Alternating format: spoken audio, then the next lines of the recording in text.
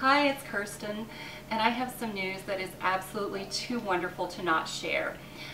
For the better part of 25 years or more, I have suffered with issues relating to uterine fibroids, and how that manifests itself is that during my monthly cycle, I can often be in a fetal position just sobbing because the pain is so intolerable. And I have a high tolerance for pain. I'm a Nordic girl, after all. We can handle a lot, but it is just too much.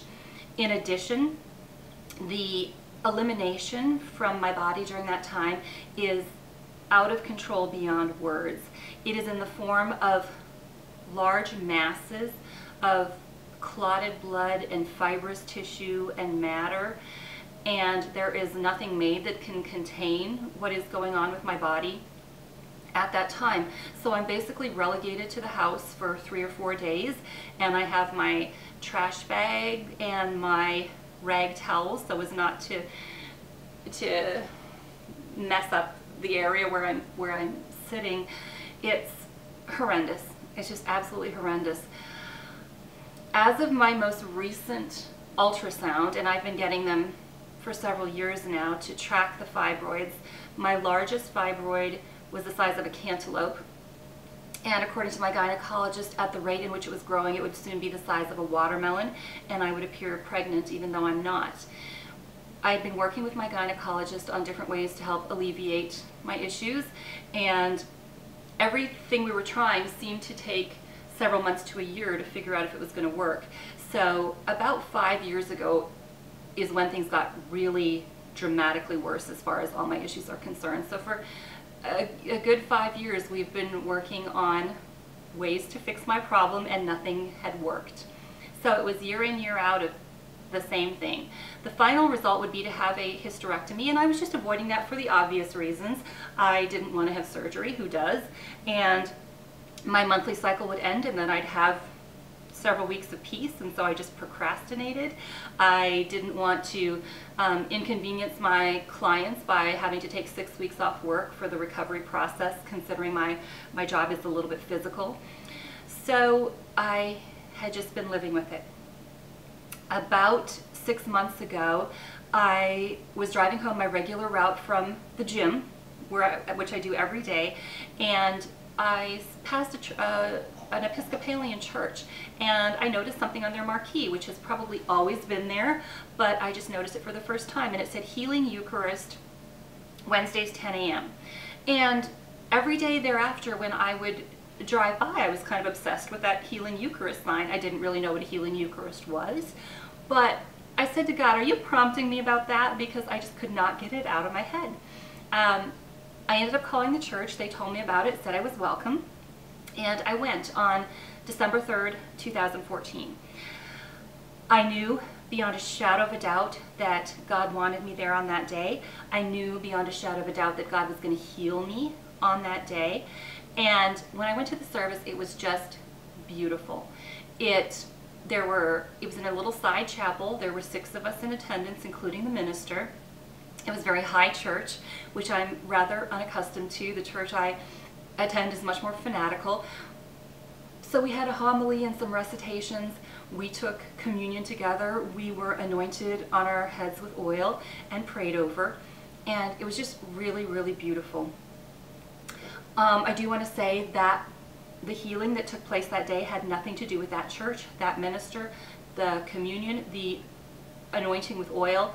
It had nothing to do with that. God could heal me sitting right here on this couch.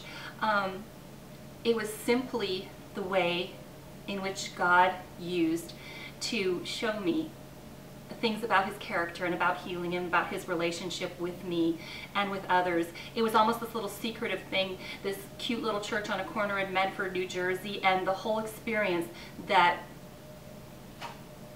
was real to me and gives me memories of how God healed me and showed me more about himself. That was 8.5 weeks ago. I am 8.5 weeks symptom-free, and I am so very excited. I had always been a huge believer in divine healing.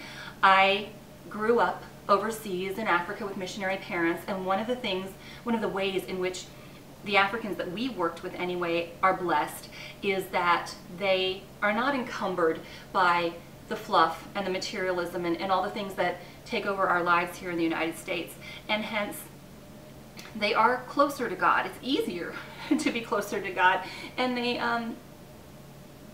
walk hand in hand with their Lord closer than is easy for us to do here in the States. And you see healings there. So I had seen healings, and I completely believe that God is a healing God.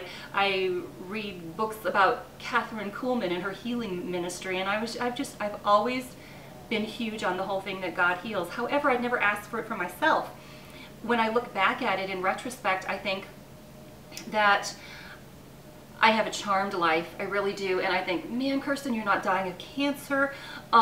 Your family is all well. You have a happy marriage. Finances are good. You have it good. What do you have to ask God about, for this little inconvenience in your life? I think I also wanted to save up my request to God for when I really, really, really wanted him to answer in the future sometime. If something were to happen that I really needed him, I didn't want to come to him saying, here I am, God, your little girl who cries wolf every time there's, a little something that I think I need help with. So that's why I hadn't asked. And I just appreciate that God taught me the lesson of how all he wanted was to give me what I asked for. All he wanted me to do was ask for what he already wanted to give me. So I encourage you that if you know God in that way, that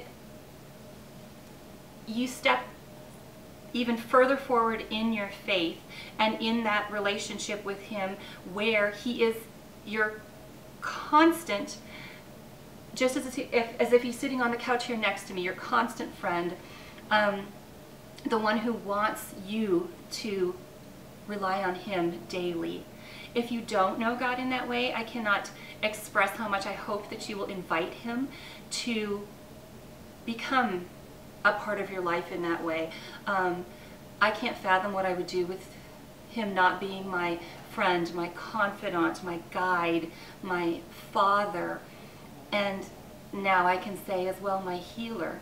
So here I am, uterine fibroid free, and renewed in my vigor for exploring an even closer relationship with my Lord. Until next time.